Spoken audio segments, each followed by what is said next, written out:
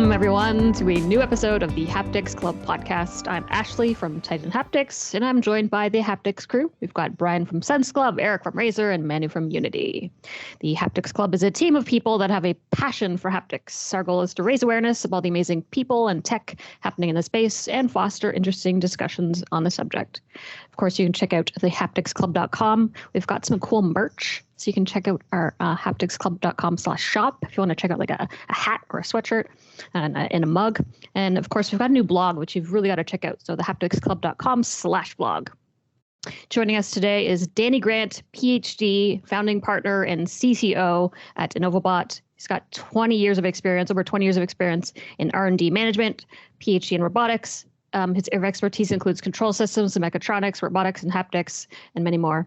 And of course, he's an inventor with over 250 patents to his name.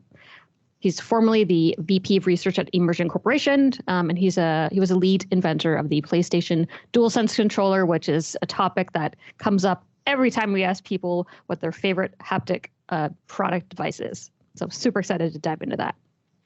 Of course, be sure to visit thehapticsclub.com and sign up for a newsletter so you don't miss the next episode, which comes out every other week. And of course, last but not least, we would not be here without our sponsors like the Haptics Industry Forum, the Haptics Association, which was created to streamline haptic standards and adoption, foster collaboration, and increase market awareness. But I've talked too much. We want to talk about haptics, so let's dive right in. I'm going to hand it over to Brian. Thank you, Ashley. Danny, we're very happy to have you here today. So for the people who are listening, can you give a brief introduction about who you are and what your background in haptics is? Certainly. First, I'd like to say thank you for inviting me here. It's an honor to be here. It's great to see you guys so passionate about haptics and promoting it. So that's great for me. My background is electrical engineering. I did control systems. My PhD was actually in the development of a shape memory alloy actuator for robotic eye. So some of the subsystems, right from the beginning, I started in electrical engineering, but I had a fascination with mechanical engineering. So naturally gravitated to electromechanical devices. And of course, we all know haptics is exactly that, with the complication of adding a human in, which is also exciting. I did my degree at the Center for Intelligent Machines at McGill. Vincent Hayward was my supervisor. I think the community knows Vincent well, and what a brilliant mind he is. So I had the good fortune to spend a long time with him and learn a lot, which was great. When I graduated, I actually joined a company called Haptic Technologies. It was a startup here in Montreal. They were developing, the Center for Intelligent Machines was doing haptics, of course, because of Vincent. There was a person there trying to figure out a way to make a cost-effective pantograph for commercial applications. And I remember telling a friend of mine, good friend of mine, Matthew Mather, about this guy, and he was targeting, I think, a $500 price point at the time. We were like, oh no, we can do much better. So I talked to him about it. He went and started a company with a few others called Haptic Technologies, and their goal really was to build a commercial pantograph for the CAD market and for the visually impaired, which was nice. We were doing good progress, making lots of publicity. This is like early 2000. And then, as we know, Immersion IPO'd just a few months before, and they showed up at our new company with a big box of patents and said, hey, do you know we patent a lot of this stuff? And we said, no, but we're willing to work together. And it became an acquisition, which was great because it then rolled into, for me, and Immersion and Haptic Technologies, a 20-year relationship where there's been a R&D center here in Montreal developing a lot of the devices and haptics algorithms and other things that Immersion has gone up and licensed out in the world. What a journey. Great. That's awesome. So one of the things really interesting to hear is every guest we get on the podcast, we ask, what is your favorite application of haptics? And we heard so many times the PS5 controller come by. So we were really wondering, Danny, what is your favorite haptics application as the creator of that controller, or at least one of the main inventors on the team? That's an excellent question. Am I allowed to talk about things that are public or not public? So you can do what you want. Okay, excellent. So being at the cutting edge of haptics for a long time, we've developed a lot of internal demonstrations that have never got out into the world. And I think this will play into our conversation about the PlayStation 5. But there are some devices, in particular in the VR space, that use a number of haptic modalities. And I think that's probably my best example for me. Out in the real world, the pantograph wasn't a pretty amazing device. It was the first kind of 2 degree of freedom planar device that could create illusions. And, Vincent spent a lot of time showing that you didn't necessarily need to recreate all the forces to make realism. Like one of the best demos I saw in the very early days was the work that was done to show that you could use lateral forces to create the illusion of going up or down. So basically, there was no motion up or down. They were testing people with a blind screen, and they basically couldn't tell the difference whether they were moving over a bump or moving actually a real bump. I think that was the De La Torres Nature paper, actually. Yes. From Vincent. Yes, the Nature paper. Yes, that was exactly it. And that was great work. That was a great demo to try. I did that user test, and I was like, okay, well, it's true. You can't tell the difference. So what can we do with that? And again, that plays too in some of the things that we've implemented in the PlayStation 5. Certainly the immersion version, where we've tried to use some perceptual tricks to kind of limit the specifications of the motor to make it lower cost. Because as Eric will appreciate, anything in consumer gaming, cost is the number one driver. So, how can you maximize your experience with cost? And I think that was one of the reasons, probably getting the details of the PlayStation 5 a bit more, but one of the reasons I think that it was eventually successful in displacing, the DualShock controller, which was something I had been trying to do for years and years and years. Thanks, Ernie. I think, Brian, that leans in quite nicely to the second part, which is the area of expertise. So we'll probably try to dive in, and it's great to chat with you, Danny, because it's you can share, and that's wonderful. So we want to spend a bit of time on the history of the conception of the DualSense specifically. So for who doesn't know, the DualSense is a really nice controller that PlayStation shipped with the PlayStation 5, which showcase 2 wideband vibrotactile actuator with a usable band between, let's say, 15, 20 hertz, 10 hertz, they don't feel it, but 15, 20 hertz up to 500. And the implementation, what we call the adaptive trigger, which are basically there is some, I think up to 1 Newton or a couple of Newton of force, if I remember correctly, that basically it's a force-controlled small robot that push back on your index finger, but is compliant, which means that you can also use it to trigger your buttons. So it's a little wonder from my perspective, this haptic device. And I think, Danny, you had a part on designing this or all the experience or part of the experience. I remember, I think, testing at Silicon Valley Virtual Reality 2017 at your booth, actually one of the early prototype of this. So can you tell us a little bit the story of this device, how it came to be? And I know that it was a journey of endurance on your side. Can you tell us a little bit more about that? It was. Certainly. So lots to say in there. One thing to say off the top is, that we did create a design that has exactly those features that you mentioned, Eric, with the high definition body actuators on both sides, and then the adaptive triggers that could engage kinesthetic senses, which was good. Sony, licensed that technology in a broad license application with Immersion, but Sony themselves did their own design. So the Sony controller certainly has some differences from the original design, just to be clear, but fundamentally that was the interesting part.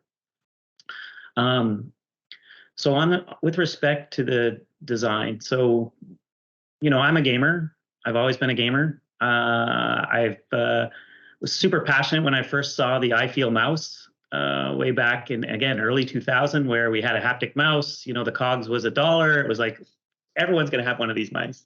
So for various reasons, there was some difficulty there, and I have a number of stories I can tell about that, but let's save that for another time about mice. But it's been a pretty much a career goal for me to displace the DualShock controller. So we spent a lot of time developing many different prototypes, and one of the things at the start of the story really is about how you can clearly demonstrate the value of an experience. And that's been kind of a mantra that I've used throughout my career, is developing a haptic experience without really being cost constrained, because you need to have that wow, right? If you, and as we all know, haptics is multidisciplinary. You have the actuators, the software, the firmware, the user experience. If any of these are weak, your overall demo is weak. So you really need to have it all together. So building this user experience unconstrained was kind of the first goal, and that's how it started with the trigger. We had done button work much earlier than the trigger, and we used a lot of high-powered Max-On motors, and the very first demo was exactly that: 2 Max-On motors in a game controller. And you can imagine, I'm using a $100 motor, how amazing the clicks and sensations and the springs and everything felt. It was pretty incredible. Of course, cost was a problem. So we said, okay, well, we can't use those. Well, how can we simplify the issue? One thing we did was look at vibration in the triggers. Xbox came out with a product like that. It was interesting, but all our work showed that it was very hard to distinguish what was vibrating: the body, the fingers, especially when you're in the action. So we kind of moved away from that, and we knew we needed to engage another modality, and that's really where it came out that, hey, we needed to have kinesthetics. We needed to figure out a way to make it a low-cost motor to be adapted. Now, this is the kind of story I kind of tell about the PlayStation 5, because I think it just explains a lot about it. The PlayStation 4 controller, DualShock, interesting controller, but really when I equate it to an instrument, I equate it to a triangle. So you're playing an instrument triangle. Well, you can hit it at different speeds. You can hit it at different intensities, and that's kind of what the PlayStation 4 controller was. PlayStation 5, now we have the 2 HD motors, so we've already increased the dynamic range considerably. We have the 2 triggers that are interacting with kinesthetic sense, so you have another modality. And then you have the spatial arrangement of these things. So really my example is it's like a ukulele. So now it's an instrument. You can convey much more information. You can do effects where, spells are building up in the body and shooting out through the fingers. You can do effects where you're obviously firing guns or firing bows and arrows. It's just a much richer device. And I think that's the reason why people like it, because it has a richer expression, and now developers are figuring out how to play the ukulele versus play the triangle, which is great. Thanks. I mean, this was a nice description of the product, and it goes within. But you mentioned a little bit that it took a relatively long period of time, right, to arrive from the conception towards the licensing and towards the commercialization. What was the process? What kicked off? What at the end was the spark that let's say managed to say, okay, this is going production. This will change the console, the console gaming experience from now on, from the haptics perspective. Yeah, so the endurance aspect of it is also a good story, because it really is the story that we hear about when we read about entrepreneurship. I was inside of Immersion, so they sometimes call it intrapreneurship, but literally it started as a skunkworks project inside the company. We built a team around that because people liked the experience, and that team actually got taken apart at least twice. So it really is a personal, projects need a champion. And the reason that I think that the trigger was successful, again, was because of the experience. We were, it wasn't a 7 on 10 experience when people tried it. It was like a 10 on 10. I had people who played with the trigger for 10 minutes and then came and said, well, now I'm ruined for gaming. Like, so you get comments like that, you're kind of on the right track. So that's why we pushed and pushed. Internally, it literally was a board member who actually felt the demo at one point and said, okay, we need to get this out.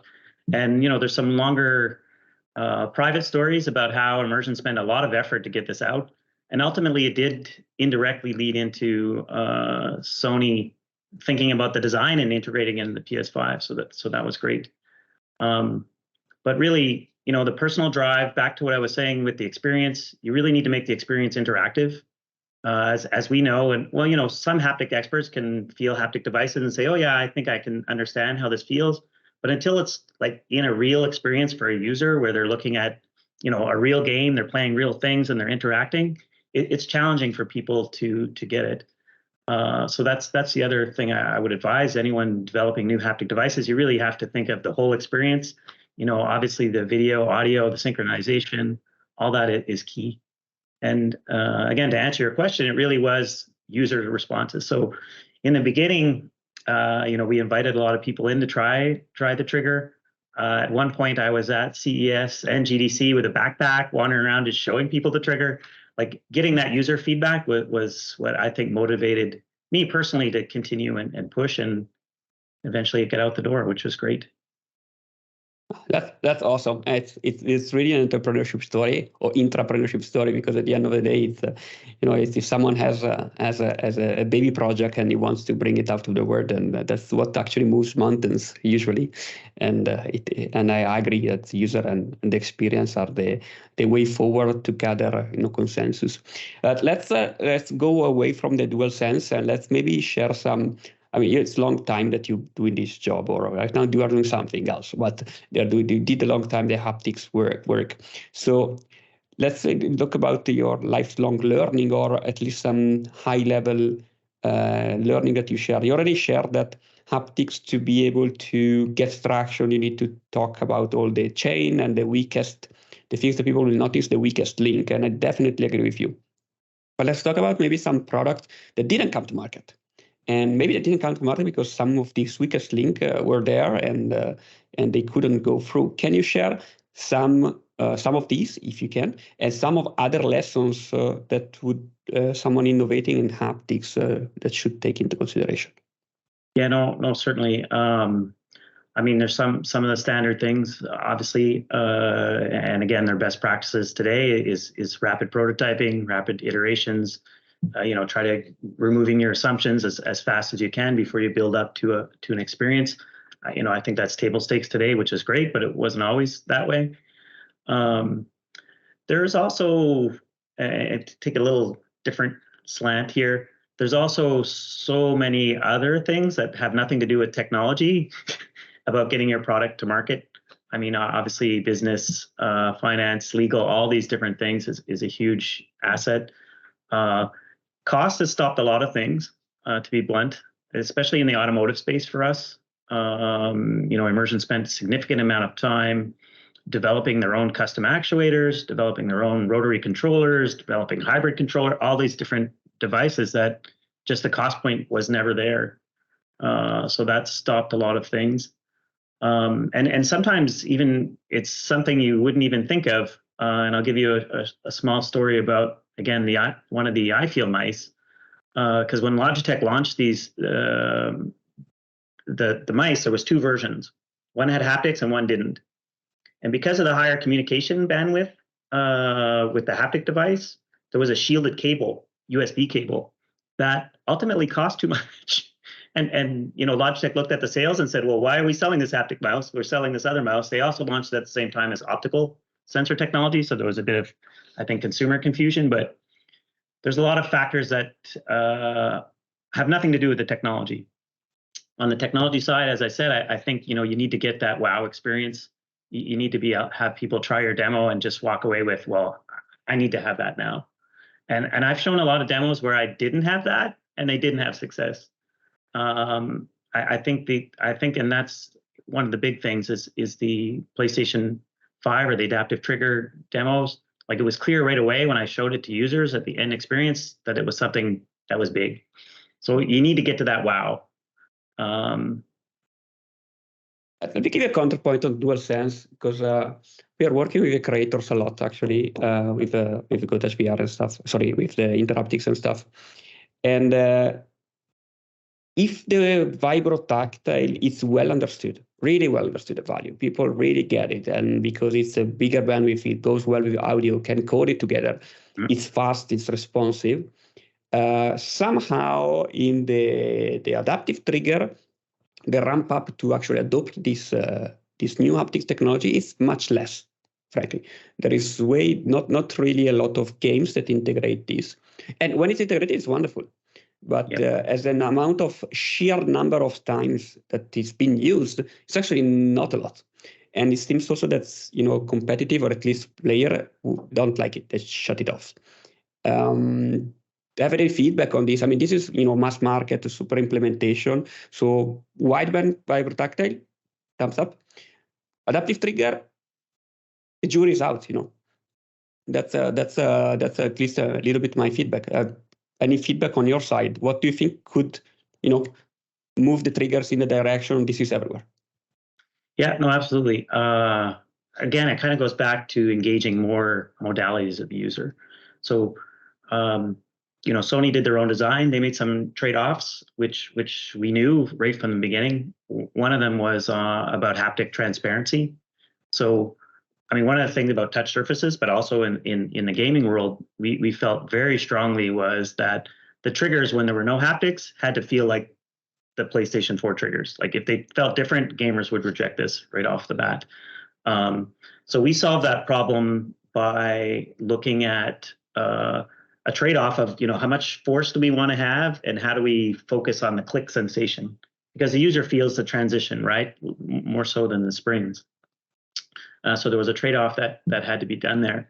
Sony attacked it a different way. For those who may have taken a Sony controller apart, they actually have an engagement mechanism. So when you press on the trigger, when there's a haptic effect, you engage the device. When there's no haptic effect, they pull this away. So you have this haptic transparency. One of the things that they sacrifice with that is now they can't do bidirectional drive. So that was a major aspect, I think, of the range of things that can be done. So I think the trigger can be improved, to your point. I think the difference between ERMs and high definition vibration is also, astounding. So I think that adds a lot to it, because again, it's the range of effects you can do. ERM motors, hey, I'm playing a game, I feel a quick hit, suddenly I feel a bzz afterwards, right? The high definition motors, you're passing a hockey puck or you're doing something, you feel all the nuances. And the PlayStation 5 demo, when you start with the guys and you're shaking the guys, like all that is just done so well with synchronization. But to answer your question, I think the trigger can be improved. I think what we want to go to, or as a goal in this space, is how do I make the device have more modalities or more ways of either touch points or different types of touch points to the user.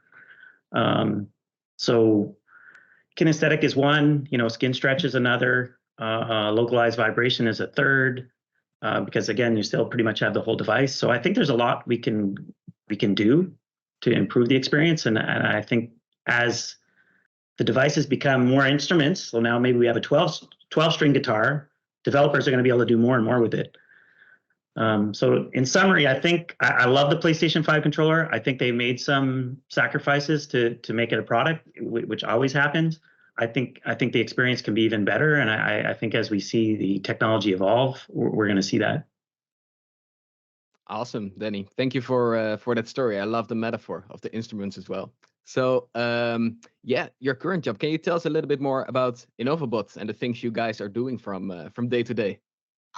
Sure. So Innovobot is a good story as well. So I left Immersion probably 4 years ago now, and started a company with some friends and colleagues. Innovobot really is an investment platform. So we have a VC fund that we announced our first close in December, which is great. We've already made a few investments, which is also great. As you probably all know, it's not a great time, macro environment, to be raising funds, but we're having good success.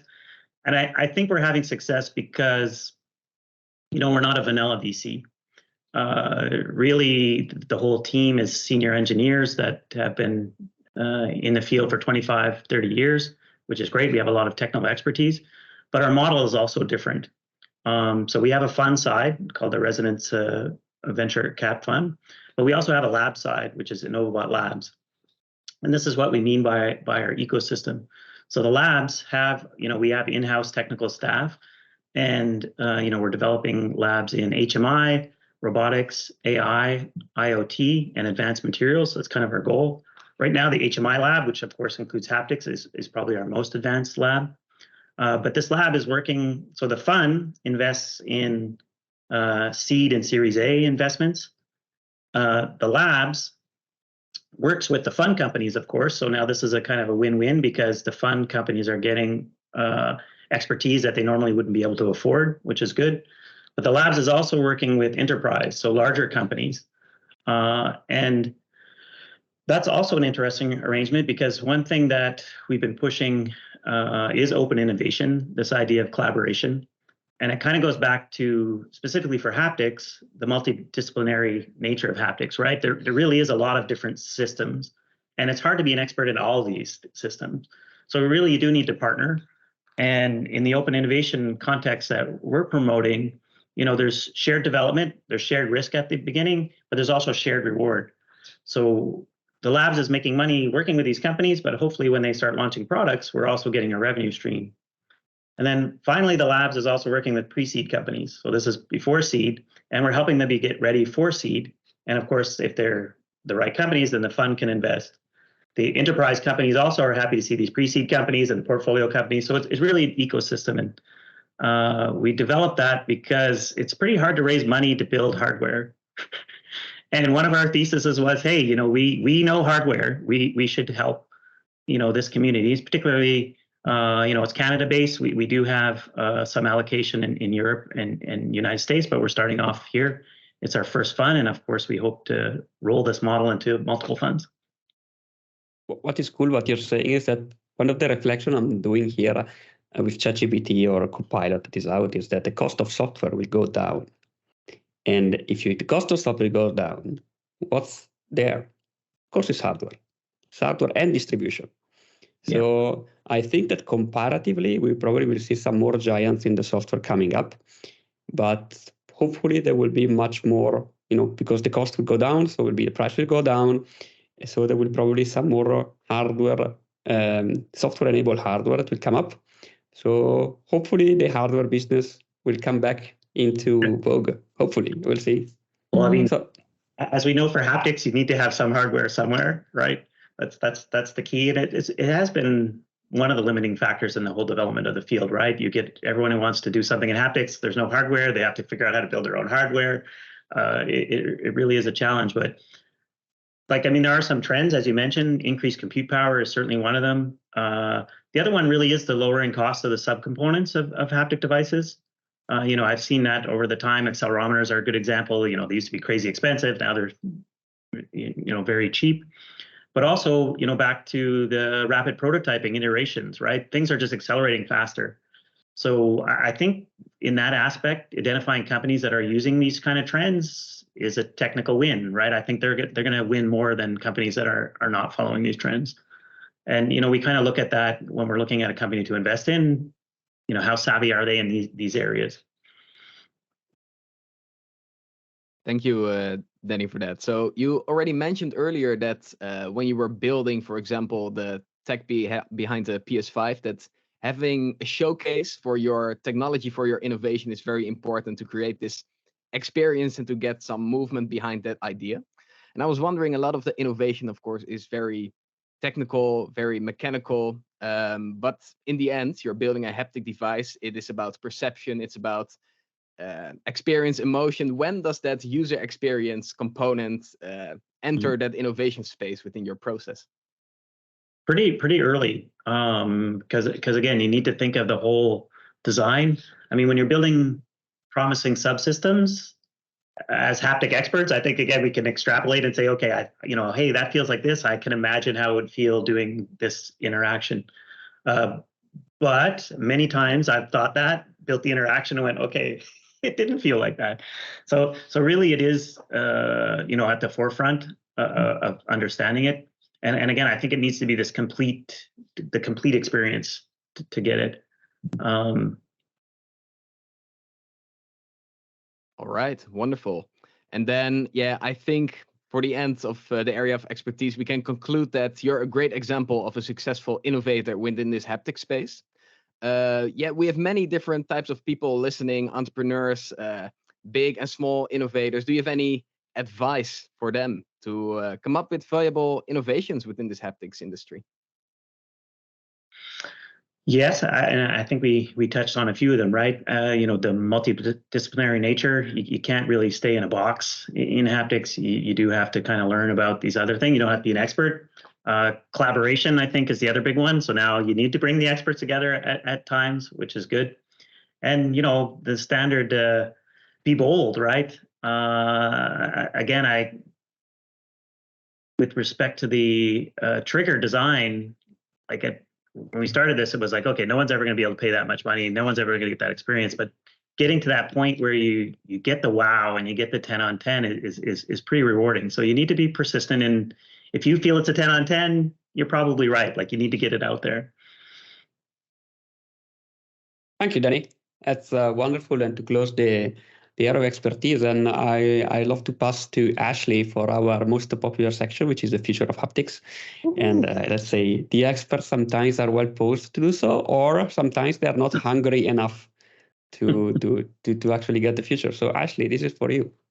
Heck yes. All right. Love this so much. And yeah, Danny, thanks so much for sharing all these tidbits and insights. It's been so wonderful. But on the future side, I think I want to start with what do you think the future of gaming controllers is going to look like? It may not be something you've worked on. It may be just like this idea, a concept in your head, and you can take it from like either a console or VR or XR kind of frame.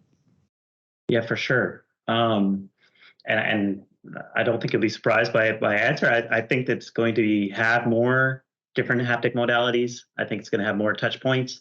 Again, trying to make it as rich as we can. Now, there is a trade-off between realism and what we can do. Everyone here has probably tried many VR experiences. The video and audio are fantastic. I'm a proponent that we don't necessarily need full haptic realism, because there's so much going on. Your brain is trying to make patterns or sense of what incoming environment. If it's getting congruent cues that I'm bumping into these things or doing these other things at the same time as seeing them, it's just a super powerful experience, and the user becomes immersed. That said, I would like them, of course, to be much more realistic. I think there's an interesting thing with gaming as well, because there's a lot of focus on full hand interaction, which is nice, and I could see a lot of things for that. But literally with a gamepad, people are superhuman, right? The way they can move the joysticks and these things around and move the character, I think is a better control method than if I were moving my real hands in space, just from a fatigue point of view, right? I tried a demo once where somebody was on a VR treadmill, and they were playing a soccer game, and they were jumping to every guy. And I'm like, okay, this guy's going to be able to play for 5 minutes, 10 minutes. Like, he's going to pass out, right? A kid or anyone can take a gamepad and play 10 soccer games in a row, right? So I think that's an interesting split in how things are going to evolve. I personally don't think controllers are going to go away just because they're such a useful interface. But there will be some areas where you'll need to use your hands and get more interactive with that, whether that's gloves or whatnot. And I even think, if I think about gaming, I think that there will be a split. I think, I'll be playing some RPG or some adventure game, and 85% of the time I'm going to be using a controller, and then there's probably going to be some mode where, okay, suddenly I got to use my hands for something. So I do think in the gaming space, it's going to be a split like that where both will be there, but you'll still need a controller. What's your take, Danny, on the control labs who been released from Meta and the associated TASB, which is the wrist that has both hand tracking and haptics, over this reported haptics experience? I think maybe they would like to push this as a controller replacement, or in some way, some of the research talk from Meta were around this optionality of having the different language to interact within yourself and not having controllers. Yeah. I think that's interesting. I think there's some feedback elements of using the controls that people are adapted to. Now, that said, touchscreens was a huge thing as well. We went from physical buttons to touchscreens, and we said, oh my goodness, we need to have our physical touch back. And it's come, but there are a whole generation of kids who grew up with no touchpad haptics, and they work these touchscreens pretty well. So I think that it'll take some time to evolve away from having something you're moving around, but I definitely could see that. Non-co-located haptics, yeah, I'm a big fan of that. I've done a lot of work in that area. And again, once you have a mental model of what's happening, you don't necessarily need to have the haptic cues in the right space. You quickly adapt. And that's something I think is very interesting too for the future of haptics is how will people adapt longitudinally to these devices, right? Most of the times we have a gaming device or we try a demo, we try it for 2 minutes or 5 minutes, but now if I wear this wristband for 6 months or 2 years, like how is that going to change the way I'm interacting and information that I'm getting from the device? We've seen these kind of hand tracking or like haptic devices for like a wrist mounted. It could be a watch, could be some other kind of contraption for some time. And you've probably seen tons of research on it. What do you think the limiting factor is of why these haven't kind of come to fruition? Is it like the user experience isn't there, the technology isn't there? So there are a number of things. I think, again, it's a value discussion. What real value are you doing? The challenge for me has always been, if you have a bad actuator, there's only so much information you can transmit, right? And then so now I want to show the value of this, but I have a triangle and I'm trying to play you a song. I can play you a song, but it's not a great song, and you might not want to pay $2 for it. So I think that's one of the issues. And getting back to the future of haptics, I do think that's an area where there's a rich future, and mostly because of the actuator subsystem. So smart materials, piezo, we've been looking at them a long time, shape memory alloys. There's been Cambridge has done some stuff with focusing cameras and stuff. It's coming. And I think that's the exciting for me for the future is how well will these smart materials actually be able to create forces, and how can we make these devices have more spatial authority? So it's not just about shaking the whole device or shaking the wearable. You really have a more nuanced effect. And it's hard to say. Again, my PhD in '99 was shape memory alloys. When I did it, I said it's going to take a long time for them to become a product, and then they became a product. I was like, oh, so I think there's a lot of technologies. Electroactive polymers are another one. Again, they have some fundamental issues, but we zoom out 20 years, maybe some of these things are solved, and we have our little semi-transparent glove that can actually create some kinesthetic forces. And obviously that would be a game changer. Can I be contrarian here? Yes. When you think haptics, you always think as interaction paradigm, right? And you always think, because it's an output for an input that happened, and you also think about the interaction interface. And historically, humans are terrible to adopt a new interaction interface, right? So all the fuss about hand tracking in VR is not the changing of paradigm, it's using our natural interaction interface, which is our hand with reality. We are still using a mouse today, even for playing, and a keyboard, which I don't know how a keyboard is 200 years old. I don't know, since when the typing machine invented, right? And the mouse is actually probably the first human machine interface for the PC, right? And there's a bunch of things that people try to change it. Then you talk about value. And on the flip side, I talk about, let's say, habits. You are used to that. And sometimes when people tell me, yes, but the touchscreen, for me, the touchscreen is a glorified button, because the information is co-localized. That what is changes is that you can program the co-localization. But at the end of the day, it's a button. And people were, my perspective, were easy to adopt it because that's a button. They know, they see a button, they click a button, or they make a slider, and that's natural because they already know that. And and when we talk about haptics companies, sometimes they take this bracelet, for example, is a completely new interaction paradigm. And sometimes I say to myself, yes, but this to come to fruition, that I cannot use that, I need to die. because you need to pass the whole generation and maybe 40, 50 years for these things to come to fruition. So how do you think that this is a risk for this adoption? Because the controller localized haptics that I cannot absolutely understand. I would love to bring these things to market. There is also a production constraint. Is it sturdy enough? There's a bunch of things to take into consideration. But how much do you think this friction of adopting a different types of interaction interface could be a showstopper for haptics? I mean, so I think it has been and continues to be a huge one, right? I mean, the reason DualShock lasted 15, 20 years was because people felt it was good enough, and like they didn't get that there could be better experiences. So it is a huge issue to try to change the way people interact. I'm still going to go back to the value, right? I think take the game controller again. Like people that tried that original demo with the full triggers and the full effect, they walked away and said, I need to have that. So bit of a incremental difference because they're still using the same controller. Now, completely changing the paradigm, as you said, I think it's going to be tricky. I personally think controllers are not going to go away until they figure out a way that someone with their hands can compete with a controller, right, with a handheld. I don't think that'll happen. Good for certain companies that sell a lot of peripherals, that's for sure. But it's true, right?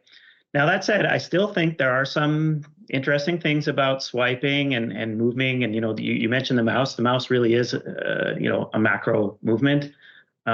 We developed some internal things that never saw the light of day, but just using swipe gestures on the mouse. So imagine sword fighting games where you have one finger up and you're moving around or you're blocking, or they become more interactive.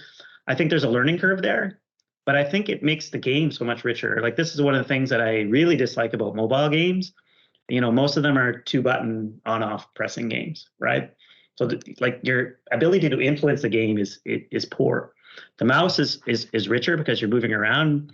And I think if you can come up with ways that allow the user to have more agency or more ability to control things in the game, you're going to get there.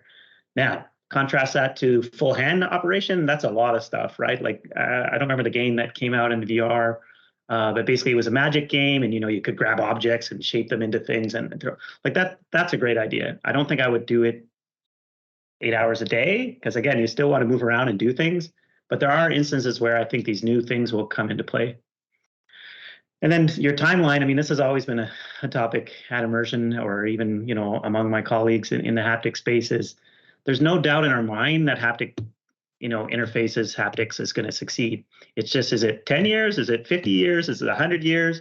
And, our job is to not make it 100 years, try to pull that thing back. But, we only have 5 senses. It's so clear that to have the full holodeck experience that you can almost get in VR is you need the haptic aspect. It's just a question of how much time this is going to take, whether we'll all be alive to see it or not. I don't know.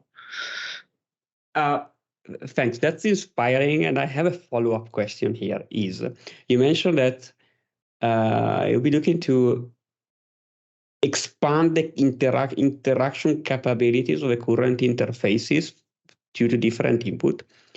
Somehow, I think, given the fact of the work in artificial intelligence right now, if we would not go the other way around because software is cheap, hardware is hard, right? And habits are difficult to change. If it won't be that the input recognition mechanism would become so much more smarter that would adapt your input to the action or at least the capabilities that the software has based on recognition on pattern, something like that, that you won't need to have different input, but just the input, recognition machine that today it's one-to-one, right? When you're playing an FPS, every input is what you want, exactly what you want. But maybe it will become smarter, or at least work in a different way or non-linear way, so that they can actually expand your agency without the need to expand the number of inputs, which is terrible for peripheral making companies because we cannot sell shit. But the flip side, I sometimes ask myself, that is not what's probably going to happen. Well, I'll go back to the complexity though. Like, so again, if going back to mobile, right? Like literally a lot of these racing games are on off and you only have these 2 inputs. There's been some tennis games where, okay, now the length of your duration actually impacts how much backswing you have. And already these games, for me, as someone who likes more challenging games, it's like now I can do more. I have more control, right? And I just think that trend will continue. So there will be and there are, right? There are a whole facet of people who love mobile games, and mobile gamers are different from, I'm going to call, more hardcore gamers, because I think the hardcore gamers like to have that influence and that impact. Like if I can just do a run through a game by using your method, let's say I just have to put my finger on the touchpad and I do run through the game, that's so less like fulfilling for me than being challenged and going, okay, there's some skill, dexterous skill or mental skill I need to apply to this game to beat it. And that's where I think it also goes to the interface. If the interface is too simple, well, then I can't have that control. Kind of got sidewalked on the input part, but for sure, this also matters for the output, right? So the information I'm getting back, and I think that's another key to the future of haptics is how much information transfer can we really get from it. I don't think it's been studied enough. There's some few people who have done a few longitudinal studies, but I do think once the actuator technology gets better, we do have spatial kind of multiple pinpoints, wide range. I think people are going to be using this in completely different ways. And again, might be 20 years, might be 10 years.